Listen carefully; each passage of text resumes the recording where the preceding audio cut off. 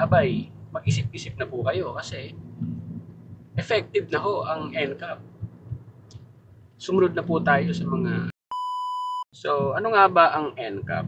Basically, this is a no contact apprehension policy na kung saan Supreme Court was lifted itong nakaraang May 20 this year.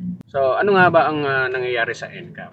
NCAP is a traffic enforcement system wherein the violations detected by cameras.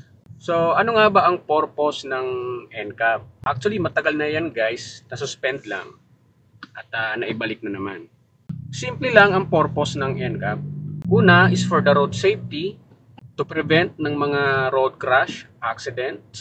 Lahat ng mga nangyayari sa kalye ay documented, kakapturean yung mga violators. Kaya nga ang NCAP ginamit as a traffic enforcement. So ginawa siyang sistema dito sa atin, lalong-lalo na sa Maynila.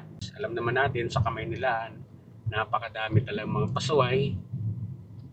So syempre mag-iingat na sila, mag-iisip sila na makagawa ng mga violations. So paano ba malalaman kung nagkaroon tayo ng violation?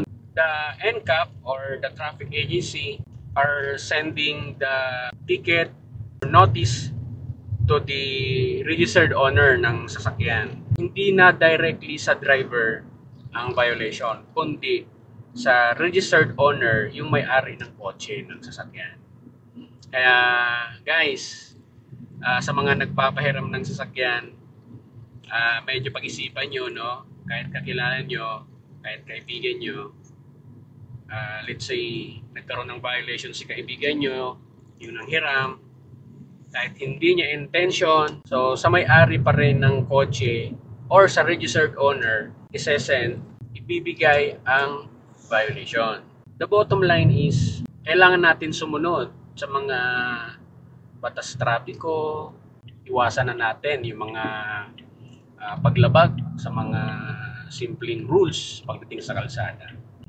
Anyway, ito ay implemented pa lang naman sa Manila. Okay? So, be prepared. Actually, kagaya ng sinabi ko, sumunod lang tayo sa mga batas trapiko. Kaya lang naman tayo nagkakaroon ng violations dahil hindi nga tayo nakakasunod sa mga batas trapiko. Yung iba alam pero binabaliwala natin. Although yung iba hindi rin alam kaya nagkakaroon ng violation. So simple lang naman. Kailangan natin kasi mag-aral talaga. Mag-research tayo or di kaya na may mag-seminar tayo. Marami namang mga free seminar na kinakandak ang LTO, ang ating gobyerno. Maraming mga groups, mga organization, association na nagkakandak ng pre-seminar, mga training. Diyan po natin kasi matututunan, maintindihan yung mga bagay-bagay pagdating mo sa kalye as a driver. Para dun sa mga hindi alam yung mga rules. At para naman dun sa mga alam yung mga rules na sinasadya yung mga violations, abay, mag-isip-isip na po kayo kasi effective na ho ang NCAP. Sumunod na po tayo sa mga tatakda ng mga rules, policy, polisiya sa kakalsadahan natin, lalong-lalo na nga ako sa Maynila. Marami ako napapanood dyan, yung mga riders na alam naman natin na bawal sila sa bus lane, no? May mga dumadaan pa rin sa bus lane. So, kaya ho, gano'n ang nangyari. Wala ho tayong magiging rason dahil mga pasaway din naman tayo. Kaya nga yung implementation yan ay hindi agad-agad nationwide.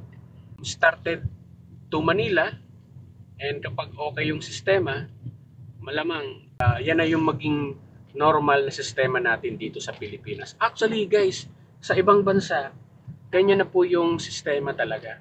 Dito lang naman sa atin no, nangyayari na walang NCAP before. Sa ibang bansa guys, halos lahat camera na ho ang nag-enforce. So malalaman mo na lang mayroon kang violation dahil ipinadala na sa'yo. Kasi experience ko yun dati guys nung ako ay nasa ibang bansa. Syempre Nung first time natin nagmaneho sa ibang bansa, hindi pa natin alam yung kabuuan ng mga rules. So, nagkaroon tayo ng mga minor violations lang naman, detected by the camera. Ganun na din ho ang nangyayari dito sa atin sa Pilipinas. Kaya wala ho tayong magagawa kundi sumunod sa mga patakaran at ipinatutupad ng government dahil yan naman ay para sa ating lahat. So, that's it.